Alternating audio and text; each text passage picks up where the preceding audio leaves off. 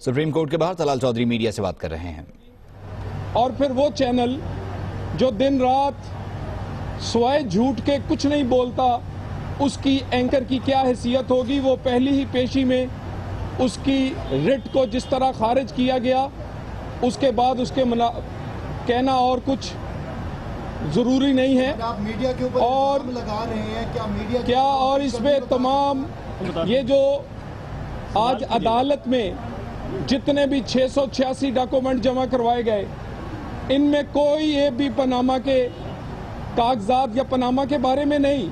آپ نے تو آسمان سر پہ اٹھایا تھا، آپ تو لاک ڈاؤن کی بات کرتے تھے، آپ اسلام آباد بند کرنے کی بات کرتے ہیں، آپ پاکستان کو بدنام کرنے کی بات کرتے ہیں، مگر آپ کا جب ثبوت مانگا جاتا ہے تو پھر دھاندلی کی طرح آپ کے پاس کوئی کاغذ نہیں نکلتا سوائے ردی کے کاغذوں کے۔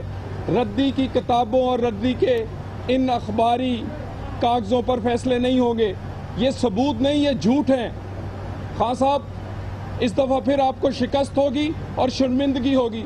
نواز شریف کا مقابلہ کرنے کی خواہش رکھنے والے اب اس کے بچوں سے بھی ڈرتے ہیں، اور اب مریم نواز سے مقابلہ کرنے کی کوشش کرتے ہیں۔ وہ بھی انشاءاللہ تعالی اسی طرح فتح یاب ہوں گی جیسے نواز شریف ہوئے ہیں، کیونکہ وہ سچ بولتے ہیں۔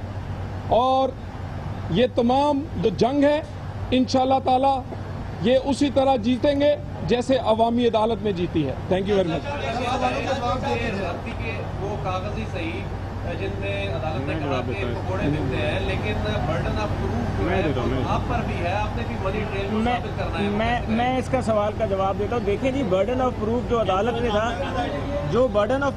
وہ عدالت نے جس 4 سوالوں تک محدود کیا ہے، اور ان 4 سوالوں کے اوپر بات ہونی تھی، انہوں نے ان 4 سوالوں کو چھوڑ کے وہ والا گجریلے کی جو ریسیپی پیش کر دی ہے۔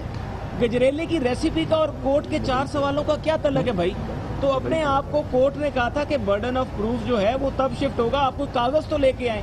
انہوں نے جو الزامات لگائے وہ نیسکول اور نیلسن کمپنی کے حوالے سے، ان الزامات کے حوالے سے عدالت نے جب ان سے ثبوت مانگا شروع کی ہیئرنگ کے دوران، تو اس وقت بھی حامد خان کے پاس جواب تھا جی میرے پاس تو ثبوت نہیں ہے۔